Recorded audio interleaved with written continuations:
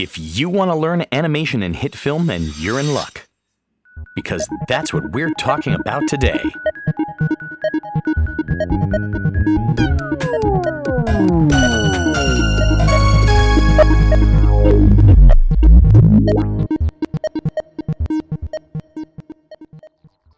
Hitfilm has a pretty powerful animation toolset. In the previous episode, we covered keyframing, keyframe interpolation, and the value graph, all of which are important to master if you want to animate in Hitfilm. If you haven't watched the previous episode, you should watch that one before you watch this one. It's okay, I'll wait. Welcome back. I'm Mike Miller with Tri-M Visual, and today we're going to continue our discussion of animation in Hitfilm.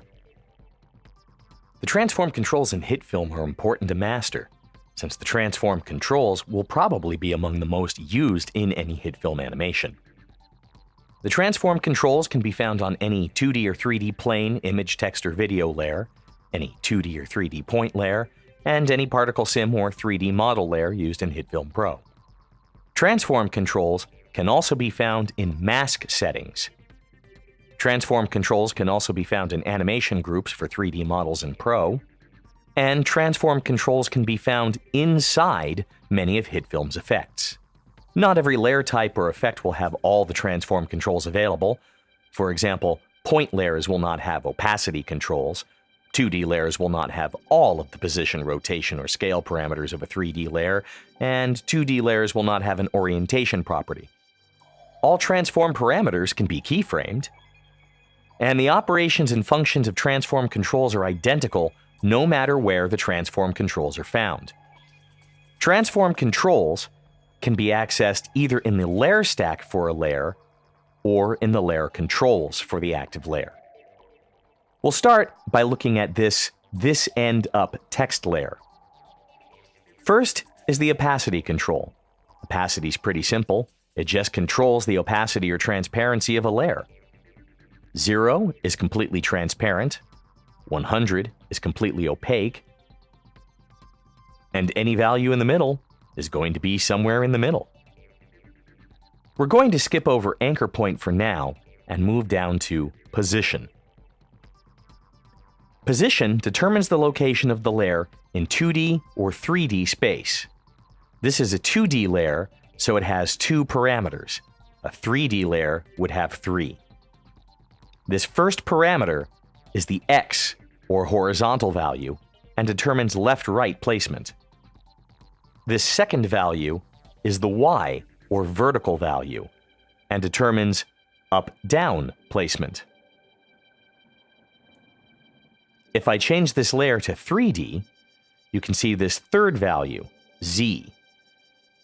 Z is the depth parameter and controls distance to the camera.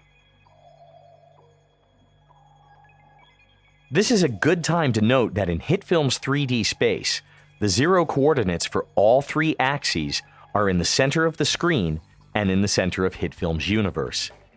This is standard for 3D programs like Maya, Lightwave, or 3ds Max, but most other compositors or NLEs might set the 0, coordinate in the upper left-hand corner, including Vegas and After Effects.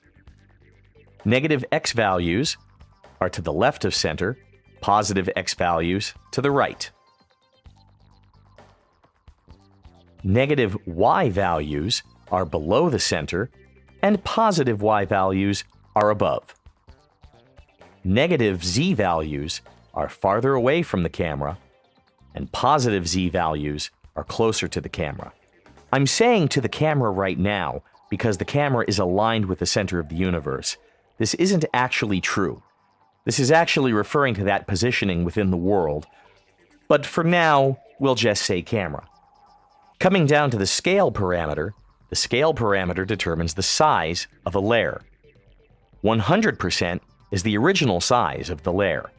Smaller values shrink the layer, larger values grow the layer. As you can see, while I adjust this scale value, by default you can see that all 3 axes are locked together in sync. By coming over to this blue icon, which represents a chain, and clicking it so it turns gray, now representing a broken chain, I can adjust the scale parameters for each axis individually. In this case, the 3D layer is still a flat plane, so adjusting the Z value will do nothing. Scale can be set to negative values, which will flip that particular axis. On a 2D layer, rotation is a single control, technically on the Z axis. In 3D layers, there will be separate rotation controls for each axis. Rotation spins the layer on the selected axis. As I continue rotating this layer, you can see two values changing on the right. The top number, which currently says -3x, -307 degrees, is showing the number of complete 360-degree rotations, in this case -3, and the number of degrees in the next rotation. Below this is the absolute value, which is the total rotation in degrees. When animating things like car wheels or propellers, a layer might rotate tens or hundreds of times. And adjustments can be made using either this knob or clicking and dragging on this value. However, you cannot change the value by trying to adjust the absolute value. The absolute value is just a reference number. Just for reference, X rotation spins things this way. Y rotation spins things this way. And Z rotation spins things this way. This is also the direction of rotation for 2D layers. Let's turn off this text layer for a moment and turn on this third layer, which is a PNG file.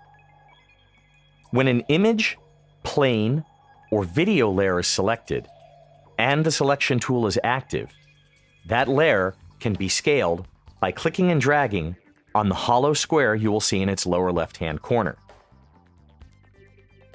Holding down the Shift key will lock the aspect ratio of that layer. Let's turn that image file off and go back to our text. This orientation property is found only in 3D layers. If I turn the text back to 2D, you'll see that it's gone away. Orientation is keyframeable, and it is somewhat similar to rotation. But orientation has two key differences. It has an absolute value of 0 to 359. You can't use rotation to spin a layer 10 times. And if keyframed, on playback, orientation keys always move along the shortest possible path.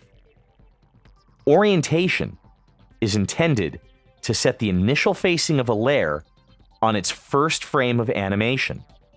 But while animating, you should be using the rotation keys, not the orientation keys.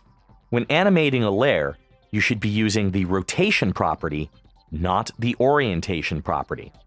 To demonstrate this with orientation, I'm going to turn keyframing on. I'm going to skip ahead a few frames, and I'm going to change the orientation of this layer from 320 to 20, going the long way.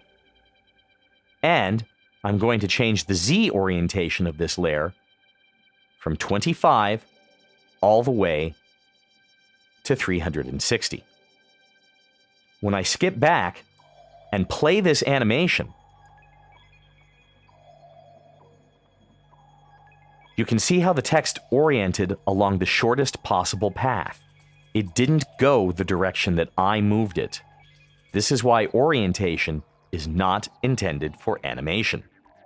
The final transform control is the anchor point, and the anchor point represents the imaginary center of a layer. The anchor point of a layer is what actually rests on the position coordinates assigned to that layer, and all scale and rotation transformations center around the anchor point. Setting the anchor point of a layer should be done early on in an animation as part of the initial setup. In the long run, it makes things easier. Let's close the controls for the text layer on the layer stack and turn on this floor grid layer. Then move the text down until it's sitting just on the floor grid layer. Now I'm going to change the scale of my text. Notice how as I scale the text up, it expands through the floor layer, requiring me to adjust its position again. Let's return the scale of this layer to 100%, and let's adjust the anchor point, moving the Y value of the anchor point so that the anchor point aligns with the bottom of the text.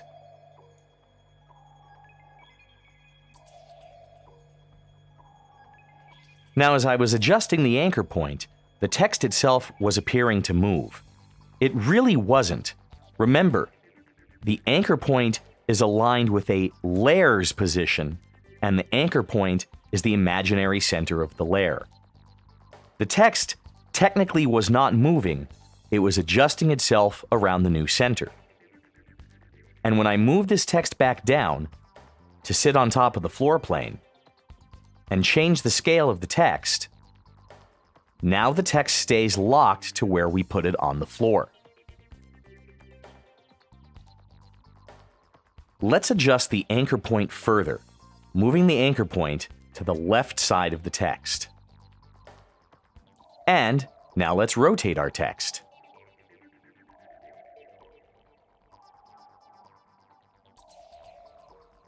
As you can see, changing the anchor point also changes the point of rotation for the text. Having the anchor point move to one of the edges of the text might be useful if I were trying to do something similar to a page flip effect, or if I were animating something like a door. Let's recenter the anchor point and turn off the floor grid, and recenter our position, and I'm going to set the scale back to 100%. I'm going to offset the anchor point in Z space by 1000 pixels. Now, when I rotate this layer on the x-axis, you can see that the text has been offset from its anchor point far enough where rather than rotating around itself, it's rotating around the center of the universe. This is a good animation tip I stole from Inkscape Digital. It can be effectively used to set up orbiting animations without requiring a point for parenting. I'm going to go ahead and reset this layer again. Let's turn off this text layer and come down to this masked plane. If I come over into the mask controls and twirl them open, we can see that the mask itself has its own transform controls. They work exactly like those on the layer, except they are offsetting the mask and not the layer. So you can see that offsetting the anchor point for the mask is moving the mask, but leaving the fractal noise on the underlying plane untouched. The same can be said of position. An individual mask can also be scaled.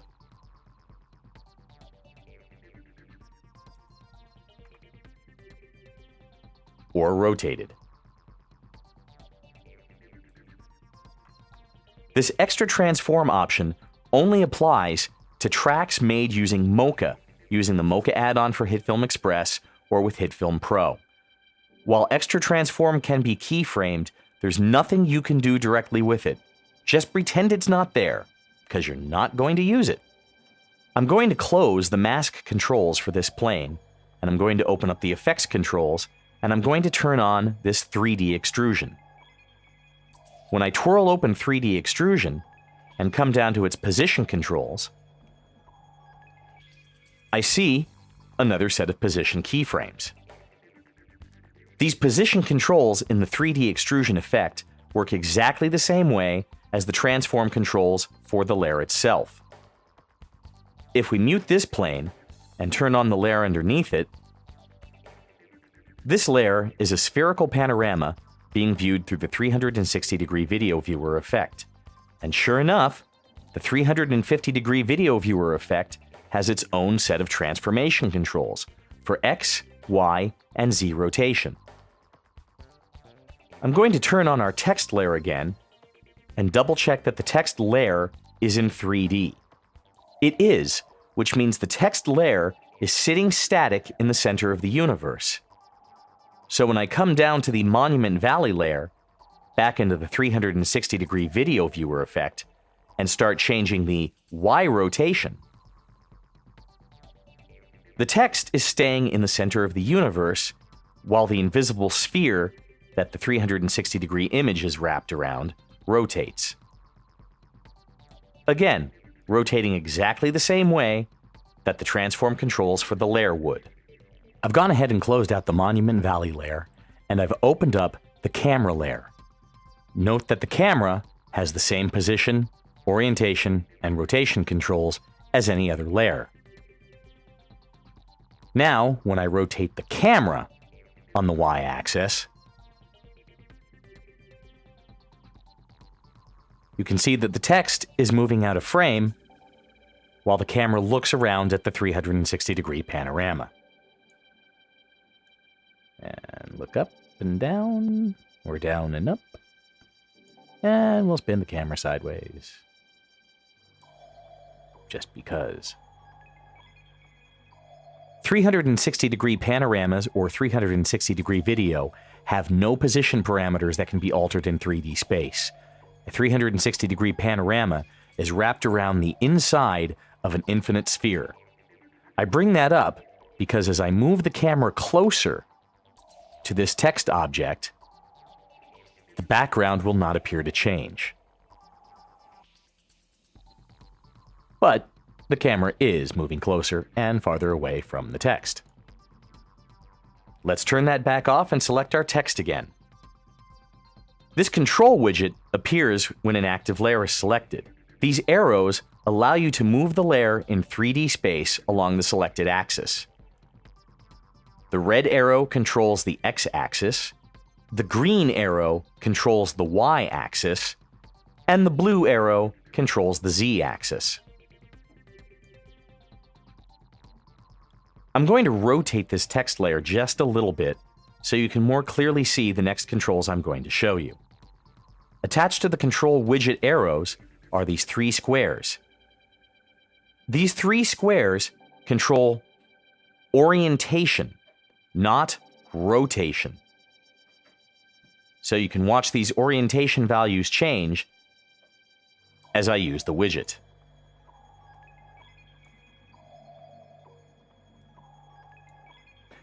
This is unfortunate for animation because, as we already discussed, orientation is not the property you should be keyframing to animate your object. You should be keyframing rotation. These Control Widget controls to spin a layer in space should only be used when setting the initial position of a layer for an animation. As you continue animating, you do need to be using the rotation controls. While I have this text layer selected, let's come up to this drop-down menu here near the top right of the viewer window, where it says Local. This drop-down menu sets the behavior for the Control Widget, and because it's set to Local, the Control Widget is currently oriented to the direction of the actual layer. If I change this to World, then the Control Widget snaps to orient to the master directions of Hitfilm's 3D space. No matter how I move or orient this layer, the Control Widget stays locked. The third option is View. And View appears to be exactly the same as World because View is locked to the active camera. And in this case, the camera is in its default position, oriented to the center of the world. I'm going to come down and move the camera.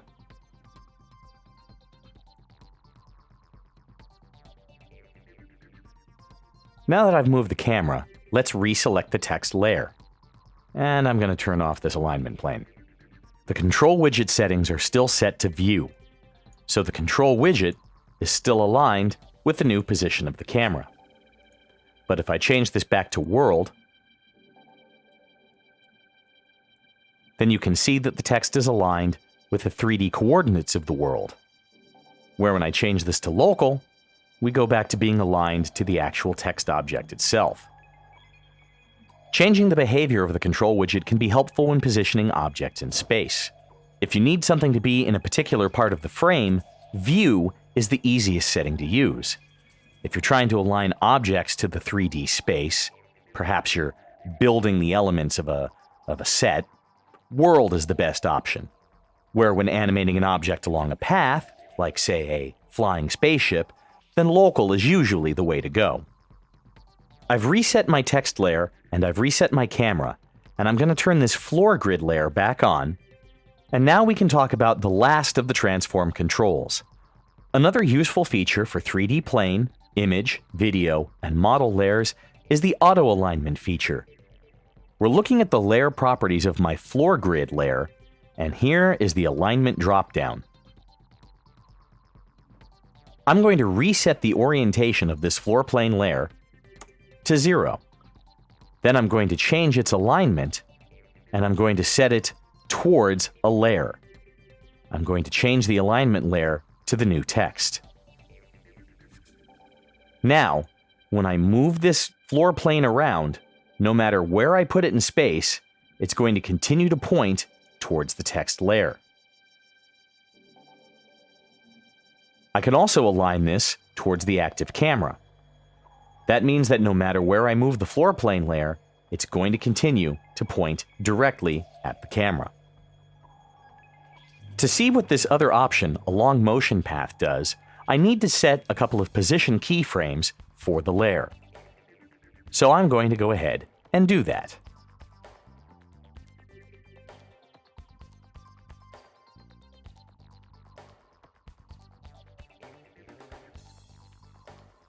First, let me play this back quickly while the alignment setting is still set toward active camera.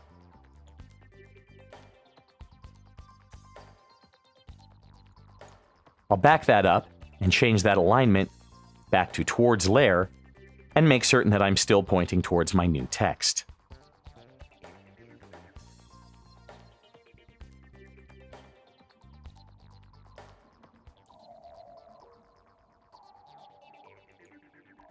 Now I'm going to change the alignment to be along the motion path. When I set the alignment to be along the motion path, it's going to ask me which axis I want to align my layer to. I'll leave that at Z for the moment and play this back.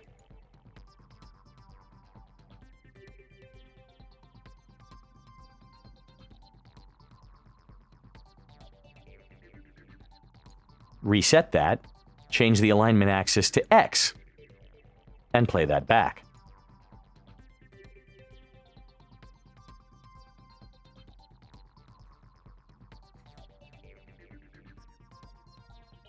And one more time along the Y.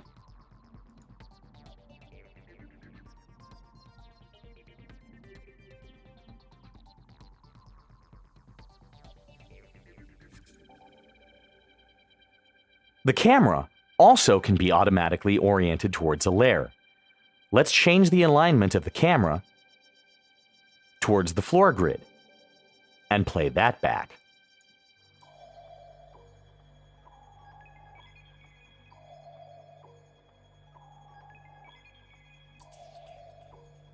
As you can see, auto-aligning the camera towards a target layer is a very powerful tool for animation.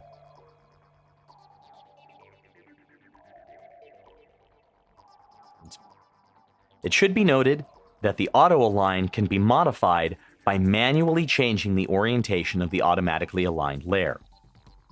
We're looking at the transform controls for the camera layer.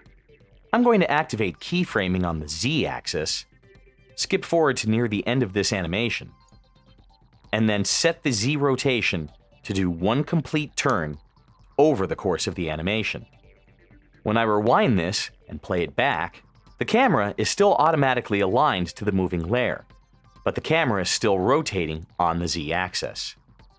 So manually setting the transform controls for a layer that has auto-align turned on will act as an offset to that automatic alignment. I'm going to create a new light quickly. Come up to the layer properties and change this to be a spotlight. Note, I have an alignment property for the spotlight. So I think I'll just go ahead and set that towards that same floor grid. Let's play that back one last time.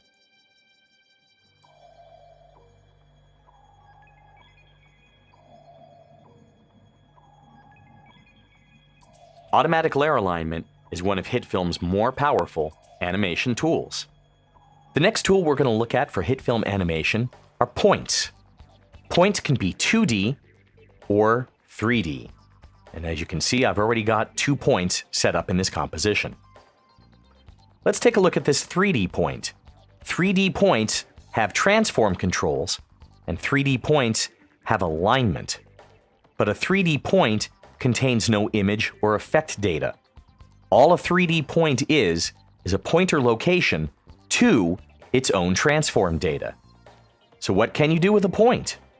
You can do a lot with a point. I'm going to select this masked plane. This is the arrow with the fractal noise in it, and come over and turn on this 3D extrusion effect.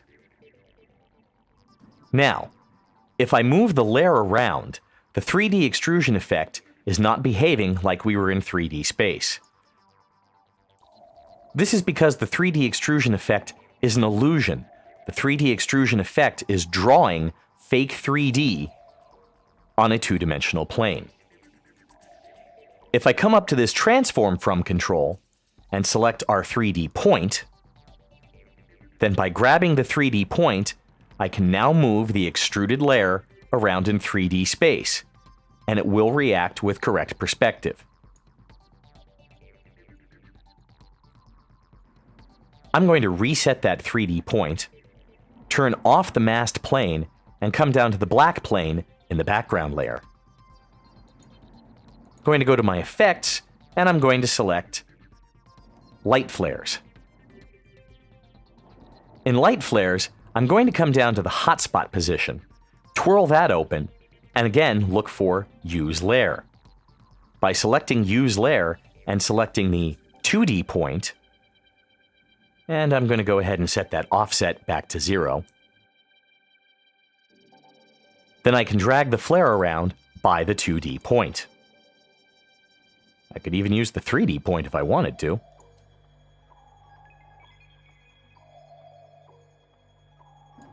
I'm going to reset both of those points and turn off the light flares on the black plane. The other thing you can do with points is parenting, and parenting is assigning one layer to follow another layer. I'm going to come up to this new text layer, move over here to this drop-down menu, and select the 2D point. My text will now follow the 2D point around just like the lens flare did. If I open up the 2D point and change the scale of the 2D point, you see that it also scales up my text layer. I'm going to reset that point. I'm going to reselect the text layer, come up to Layer Properties, and twirl that open. In the Layer Properties, there's the option for Parent, currently set to 2D point. Let's twirl that open and change that to 3D point. Now by selecting the 3D point, I can move the 3D text around in all 3 dimensions. Let's reset that 3D point and turn back on our floor grid.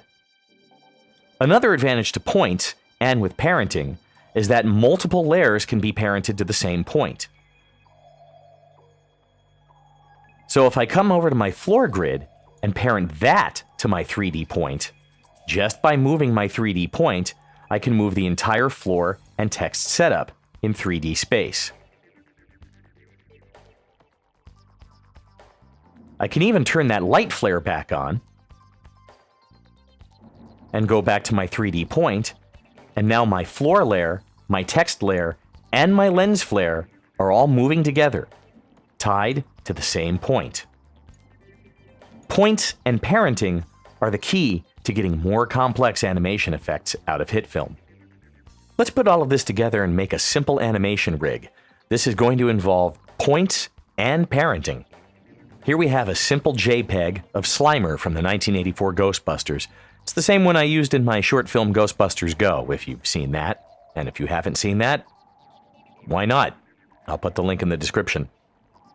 Slimer's already been pre-keyed, but I'm going to chop him up into a couple of different parts. I just want his arms and his hands to wiggle. You get to sit back and watch me do that in fast motion.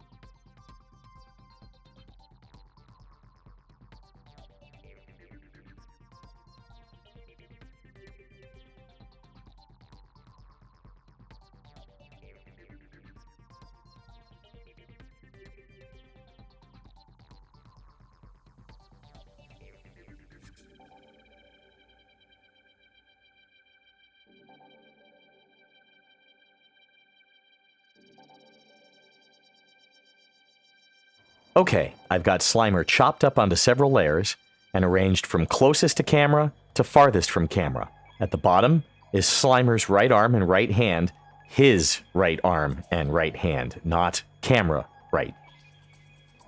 His torso is on top of that arm, and then on top of that is Slimer's left arm and left hand. The next thing we're going to need to do is make a point rig to hook Slimer up to. This first point is the Slimer move point. This is going to be the master point for the entire rig and is going to control everything around it. I want this Slimer point to be where I think Slimer's center of gravity and motion is. I'm going to say that that's going to be there.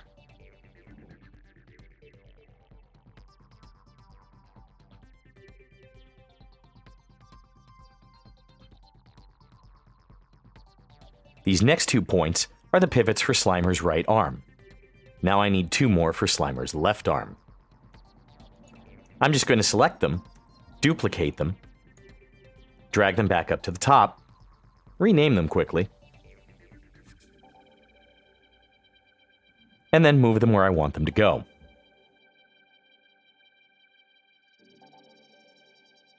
Now that I have my points set up, I need to parent them together in an intelligent manner. The Slimer move point doesn't need to parent to anything.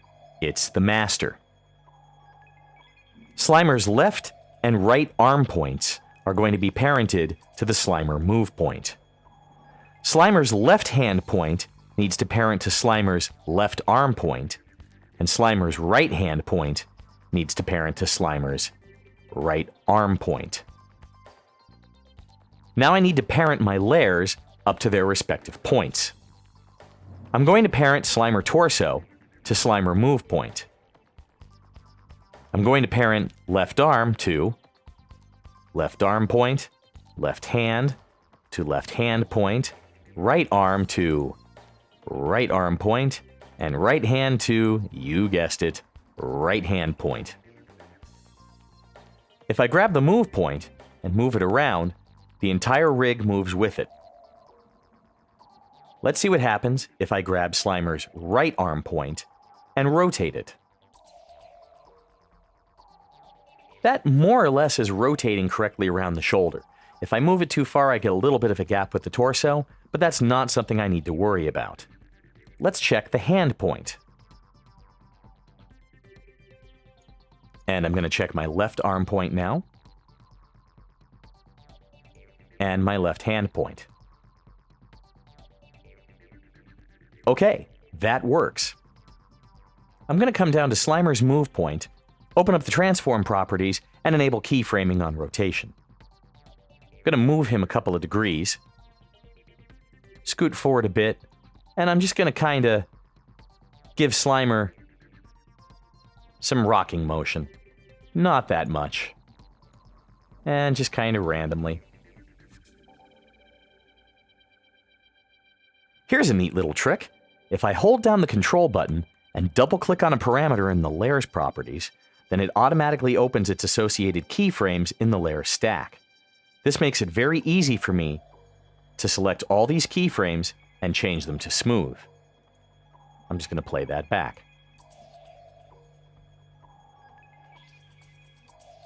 So now we've got a little bit of wobble on Slimer.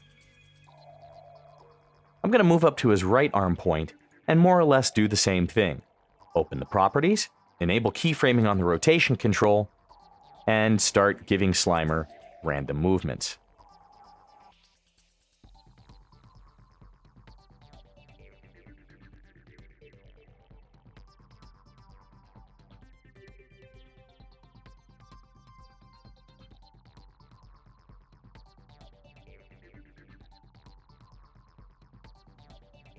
Now that I've keyframed the right arm, I'm going to come back and do the right hand. In this case, I want to leave the keyframes for the right arm open on the timeline because I kind of want to see them to align the hand movements with them. What I'm going to do is go a couple frames past each of the arm keyframes and then rotate the hand so that the hand has moved in the direction that the arm has just reversed from.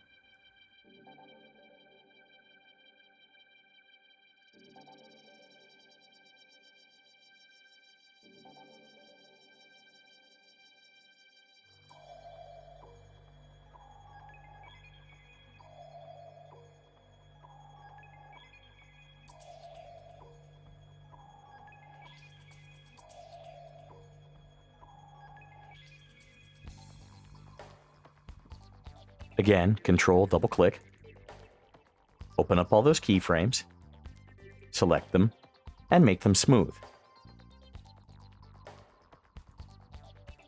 I'm going to go ahead and play back what we've got so far.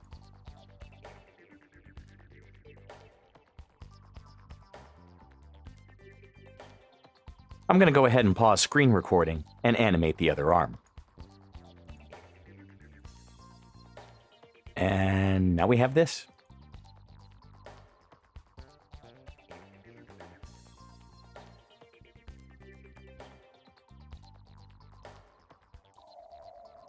I'm going to create another point. As you can see, I've called that the bulge point, and I want to parent that to Slimer's move point. I'm going to come up to my effects panel. I'm going to grab the bulge effect, and I'm going to drag that down to the Slimer torso layer. I'm going to open up bulge, and I'm going to set that to use the bulge point as my center. Then come up and move the bulge point until that's centered somewhere around Slimer's head.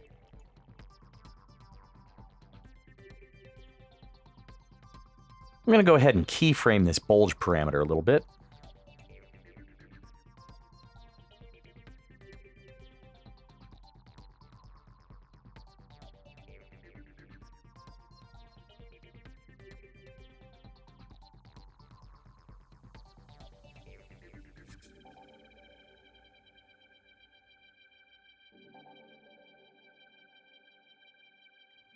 I'm going to pause screen recording and make a couple more changes to this.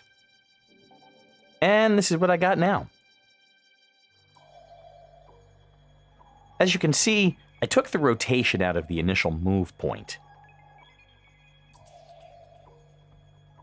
That's starting to look like something. I've got the arms waving, I've got the mouth moving, but I need to do something else with him. Again, I'm going to pause screen recording while I set that up. You don't get to watch me set this up. I'm just going to kind of talk through what the final rig is. I've brought Slimer into another comp. The embedded composite has had its anchor point moved down to the bottom of Slimer's torso. And it has been rotated on the Z-axis. This is the rocking back and forth you saw in the earlier version. The embedded composite has been parented to a point called the Slimer run point. And the Slimer run point is starting off in 3D space fairly close to the camera.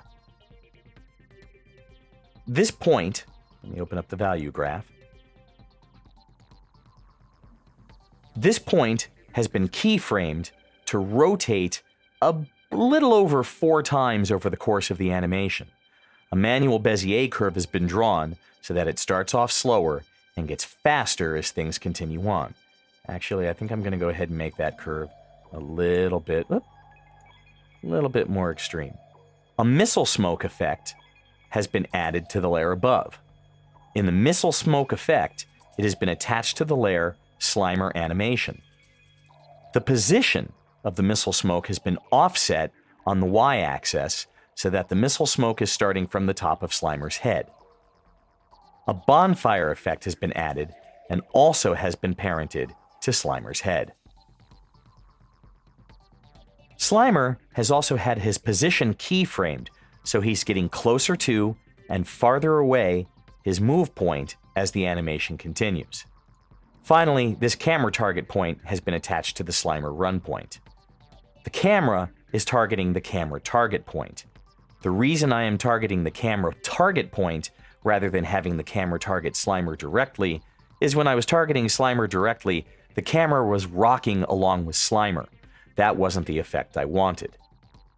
I won't say this is the greatest animation ever made, because it's not. But for something that was just kind of created randomly as an example on the spur of the moment, this isn't bad. There's actually quite a lot going on. Of course, we have Slimer's arms waving, a little bit of mouth movement, running around the camera in an increasingly fast circle while his head burns. It's the start of something, and if I were going to do a Ghostbusters fan film, I could get some mileage out of a screaming flaming Slimer. This is just a quick example of what you can start to build using Hitfilm's animation tools. In the previous episode, I said I was going to split this up into 2 parts. I was wrong. This tutorial is going to be split into 3 parts. Yep, come back next time for How to Animate in Hitfilm, Part 3, where we look at the last few advanced tips and tricks for animation in Hitfilm. I'm Mike Miller for Tri-M Visual. Thanks for watching, and I'll see you next time.